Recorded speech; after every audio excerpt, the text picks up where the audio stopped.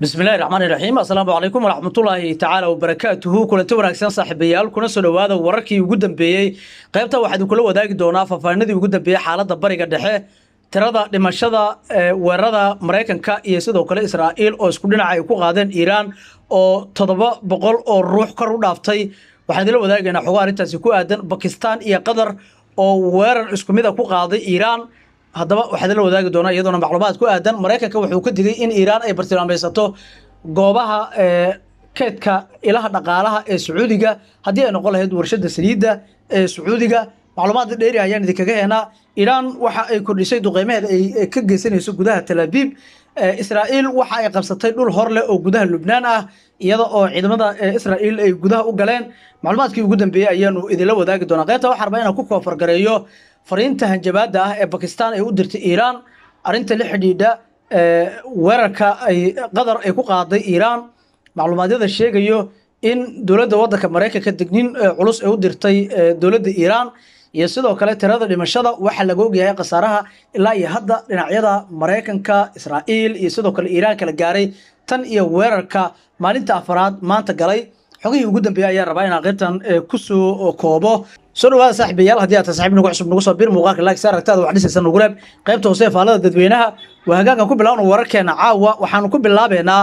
wararkii ugu dambeeyay ciidamada Israa'iil iyo kuwa Mareykanka ayaa sii wado weerarada ay ku hayaan Iran iyada oo ay ku jiraan duqeymo ay ku hayaan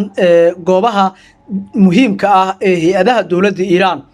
iyada oo dawladda Iranna ay shaaca ka qaaday tirada dhimashada ama qasaaraha dadka shacabka ah ee Iran iyo sidoo kale mas'uuliyiinta dawladda ka gaaray weeraradii ugu dambeeyay kuwaasi oo kor u dhaafay 787 qof ama 787 ruux oo Iiraaniyiin ah inay ku geeriyoodeen weerarka Israa'iil iyo sidoo kale Mareykanka oo isku dhinac ay ku qaadeen gudaha Iran ciidamada Israa'iil ayaa sidoo kale waxay xoojiyeen weerarada cirka ah oo ay ku hayaan marka la eego gudaha Lebanon iyaga oo shaaca ka qaaday inay bilaabeen duulaan cusub oo dhulka ah oo ay ku qaadeen koonfurta dalkaasi dhinaca kale mas'uuliyiinta Sacuudiga waxa ay sheegeen in laba diyaaradood oo aan duuliye lahayn ay ku dhaceen safaaradda Mareykanka ee Riyadh halkaas oo maantadii hore muuqaalo lagu baahiyay baraha bulshada ay muujinayaan burbur baaxad leh oo gaaray safaaradda Mareykanka ee magaalada Riyadh haddaba dhinaca kale waxa isu soo tarayo macluumaadka la xiriira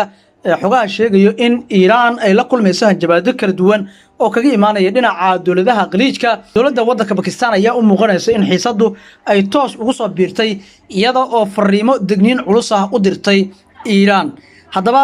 dawladda Pakistan ayaa waxay uga digtay Iran isku day kasta oo la xiriira inay Iran mar kala duqeyn ay ku ekeyso Sacuudiga maadaama ay Sacuudiga ay dhowr jeer ay bartilmaameysatay Iran dawladda waddanka Pakistan waxay sheegtay iyada oo ixtiraamayso heshiiska dhinaca difaaca ee u dhaxeeyo Pakistan iyo sidoo kale Sacuudiga inay kaga digayso Iran weerar kale oo ay ku qaado dawladda waddanka Sacuudiga haddii taasi ay dhacdana Pakistan waxay ku hanjabtay inay qaadi doonto tallaabo culus oo ka dhan ah dawladda waddanka markaasi Iran haddaba arintan ayaa u muuqanayso in fariin kulul ay kaga timaado Iran dhinaca Pakistan oo ah dawlad ku hubeysan qubad nuclear ah oo u muuqanaysa hadda inay difaacayso bartilmaameedyada gaarka ah ee Iran ay ku ekeenayso goobaha ilaha dhaqaale ee Sacuudiga Israa'iil waxa ay sheegtay in weerar cusub ay ku qaaday xarumaha muhiimka ah ee dawladda waddanka Iran iyada oo sheegtay goobaha ay duqeysay inuu ku jiro xafiiska madaxweynaha Iran kaasi oo dhawaan la shaaciyay weeraradii dheeraadka ahaa ee Israa'iil ay ku qaaday inuu ka mid noqday meelaha Israa'iil ay bartilmaameysatay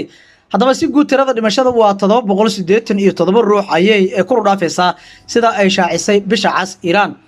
macluumaadadu waxa ay ku waramayaan in afhayeenka wasaaradda difaaca Iran xilligan aan idin hadlayo inuu sheegay in Tehran ay isku diyaarinayso dagaal muddo dheer socon kara isla markaasina aysan ahayn mid caqli gal ah in la adeegsado hubka ugu awooda badan bilowga hore colaada yacni waxa uu sheegay in Iran ay awoodo hadii ay doonayso inay adeegsato hubka wax gumaada ee nuclearka in hadda waqtigan aan loo baahnayn oo aysan Iran adeegsan doonin laakiin waxa uu shaaca ka qaaday inay u diyaar garoobeen dagaal waqti dheer waxa intaas ku daray cadowgu waxa uu leeyahay keed hub oo xadidan sidoo hadalku dhigay yacni waxaan u heynaa buu yiri cadowgeena keed hub oo gaar ah oo xadidan oo aan kula dagaalami karno hadda uma baahnin inaanu adeegsano nuclearka aanu haysano ayaa uu yiri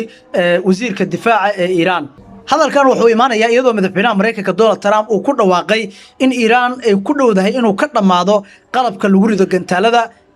markaasi ridada dheer. haddaba tani waxa ay ku soo aadaysaa iyadoo habeenkii shanaad dagaalku uu caawa galayo ilaa iyo haddana ma jirto warar madax bannaan oo xaqiijinaya heerka dhabta ah ee awoodda gantaalada Iran iyo haddii ay yihiin kuwa dhammaad ku dhow. dhinaca kale Lubnaan waxa ay sheegtay dagaalkii koowaad ee foolka ah ee lala galay Israa'iil inuu yahay mid loo isticmaalay agabka taangiyada qaaliga ah iyada oo kooxda Xisbullah ee ka dagaalanta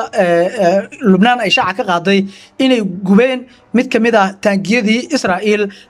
qaabka inventory-ga ah ee kula soo gashay dhulka Lubnaan. haddaba tani waxay imaanaysaa iyadoo Israa'iil ay ku dhawaaqday in dadka reer Lubnaan ay u sheegayso in la isaga baxo 150 deegaan iyada oo wacad ku martay in deegaankaasi ama dhammaan dhulalkaasi ay gudaha u gali doonto maadaama ay hadda ay ka agdhow yihiin goobaha la haysto webiga Latani oo inta badan loo arko xuduudda istaraatiijiga ah ee waqooyiga ka xiga aagga Israa'iil ay haysato ayaa kamid ah meelaha ay Israa'iil ay doonayso inay dhaqdhaqaaqeeda ka soo bilowdo. haddaba macluumaadadu waxa ay sheegayaan in hadda xilligan dowladda wadanka Imaaraadka Carabta iyaduna ay dadkeedu ku amreyso inay galaan goobaha gabaadka shubka habeenka shanaad caawa suuragal ay tahay in Iran ay ku soo qaado duqeymo kale oo hor leh. Iran waxay ku hanjabtay in albaabada cadaabta ay hadda u furi doonto weerar ka dhan ah Israa'iil iyo sidoo kale Mareykankuna ay geysan doonto waa weerar kale oo hor leh. sidaasi waxaa mar kale ku hanjabtay dowladda wadanka Iran. hadalkan ayaa ah hanjabaadii ugu kulleed ee Tehran caawa soo saarto. macluumaadadu ayaa aad isu soo tarayo iyada oo aanu wararkan idinkaga tabinayno warbaahinta caalamka ee live-ka ah sida BBC News, Al Jazeera iyo sidoo kale warbaahinada kale ee Reuters ee sida tooska hadda u tabinayo xaaladda bariga dhexe. dhinaca kale haddii aynu sii xigano macluumaadadii ugu dambeeyay wasiirka arrimaha dibadda ee Pakistan wuxuu u diray sida hordhacaba ku sheegnay fariin culus oo ku wajahan Iran. waxa uu uga digay in ay joojiso marka la eego weerarada ay ku hayso dalka Saudi Arabia waxaan uu ku baaqay Iran inay degdeg u tixgeliso heshiiska difaaca wadajirka ee u dhaxeeya Pakistan iyo Saudi Arabia kaasi oo dhigaya haddii Riyadh la weeraro in Islamabad iyadoo dagaalka soo galiso. waxyar kadib markii warkan laga soo xigtay dhinaca Pakistan Iran ayaa weerar ku qaaday laba kamid ah aagga shidaalka ee dalka Saudi Arabia waxaana US ay ka digeen in weeraradan Iran ay ku wajahaan marka la eego goobaha muhiimka ah ee ilaha dhaqaalaha ee Sacuudiga. isku soo wada duubay war uu baahiyay telefishinka Channel 12 ee Israa'iil ayaa wuxuu sheegay in Qatar ay duqeyn ay ka fulisay gudaha Iran oo sida hordhacaba aan idinku sheegnay dowladda wadanka Qatar arintaas si madax banaan uma aanay xaqiijin laakiin warbaahinta Israa'iil ayaa si aad iyo aad ugu doodayso in Qatar ay dagaalka soo gashay Pakistan ay ku dhowdahay in dagaalka ay soo gasho iyadoo Iran meel looga soo wada jeesanayo iyadoo dhinaca kale tana dhammaan talaabooyinkan ay muujinayaan in wadamada qaliijka ee ka caroodeen qaabka Iran ay u wajahayso weerarada ay kala kulmayso Mareykanka iyo Israa'iil falcelinta ay kala kulmayaan wadamada qaliijka Imaaraadka Dhibanowa Urdun Kuwait oo caawa duqeymo ay ku soconaya Bahrain haba sheegin si lamida Urdun iyo Sacuudiga سنة الدولة وضع كقدر وعملها برتلاميتها مركز لما دعوين كان أيام موجنة يوم وضع مدى قليشك أي إنها كذا بولكرين دعوين كان دعيو يجو إيجيو تلابوين أي دون يعني إنه كو أرجوتان أو أي كجا أرجوتان إيران هذا دعوين كاس يا وين ورك عالم كجاران حالة بريء ده حياة أكتر كوا ده وصلنا قريب نبتقول